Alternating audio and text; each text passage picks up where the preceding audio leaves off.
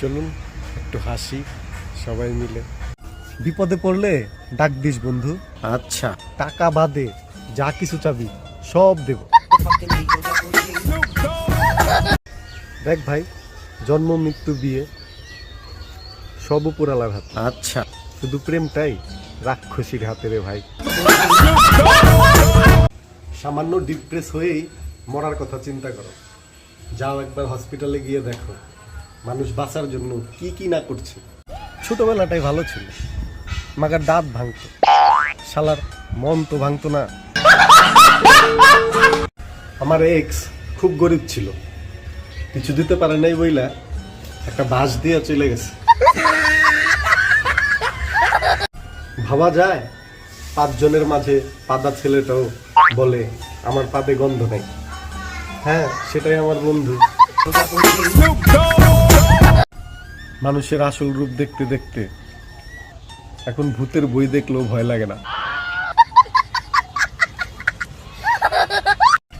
এই পাগল শব্দটা কি আশ্চর্যজনক, তাই না? যদি সবাই বলে তাহলে খুব খারাপ লাগে, আর যদি কোনো মেয়ে বলে তাহলে খুব ভালো লাগে। দুঃখের সাথে জানাচ্ছি যে আজকে থেকে আমি আর ভিডিও করব না। কেন, কি হয়েছে ভাই? কারণ আমি কালকে থেকে ভিডিও করব। প্রেম প্রীতি এগুলো হচ্ছে মশার মতো। আচ্ছা, রাতের বেলায় বেশি কামড়া। मंजिल से आगे मंजिल तलाश कर, मंजिल से आगे मंजिल तलाश कर, मंजिल से आगे मंजिल तलाश कर, लड़की ना मिले तो आंटी को तलाश कर। বছর বদলাবে আমি না, আমি পাগল ছিলাম, পাগলই থাকবো।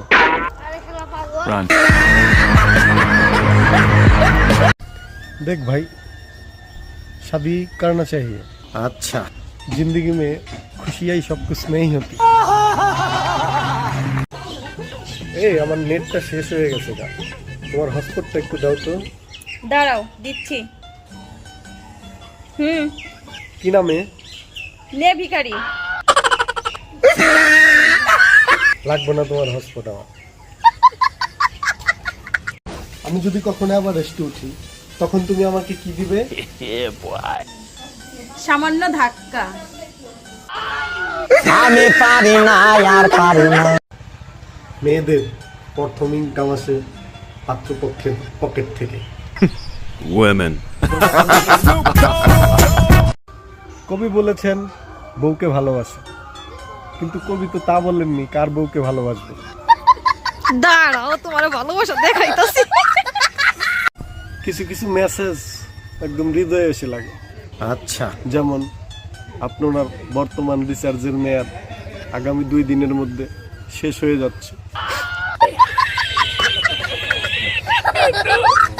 কেমন লাগলো অবশ্যই জানাবেন।